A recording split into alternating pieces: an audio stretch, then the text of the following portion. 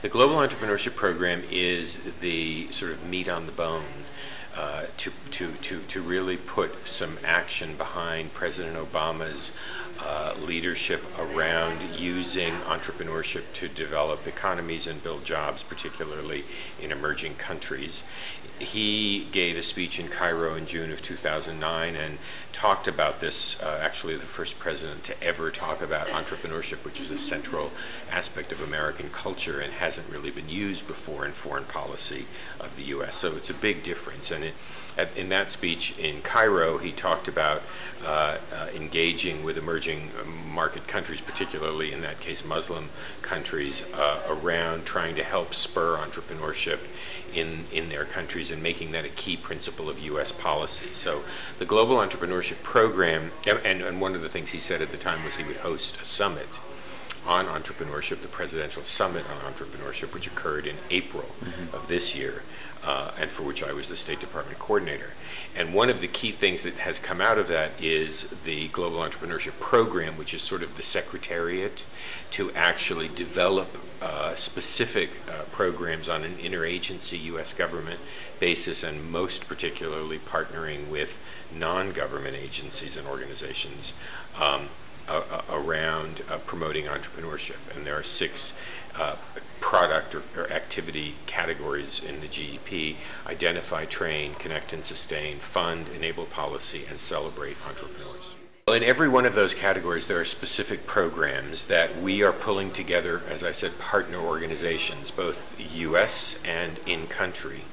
And partner organizations come from 5 categories: NGOs, of which ANDE members are the biggest example, and we hope that all ANDE members will actually become partners of the Global Entrepreneurship Program; corporations, foundations, colleges and universities that provide training programs around entrepreneurship; and investors, financial institutions, private equity, and venture capital for the most part.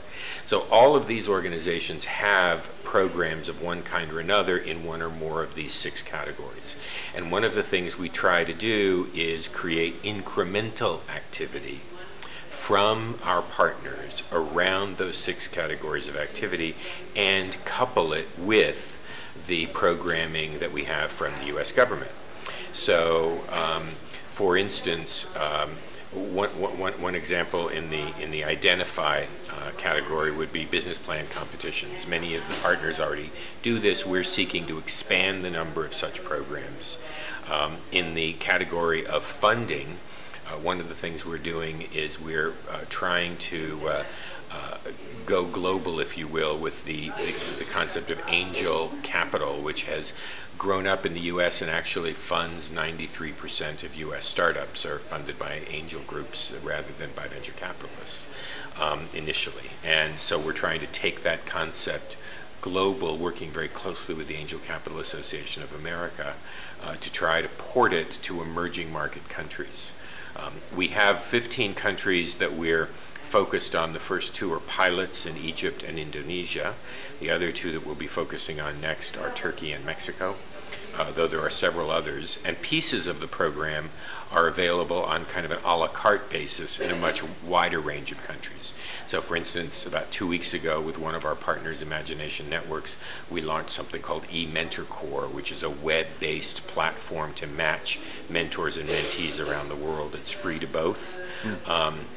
And that's something that is available anywhere for anyone. In some of the focus countries like Egypt and Indonesia, in addition to the 6 program areas, we're also establishing an entrepreneur in residence, which will be a staffed office, generally speaking 2 to 4 people, whose job will be to coordinate partner activities and also to be role model mentors themselves. So there are a whole range of things under each of those 6 categories, but those are a couple of examples.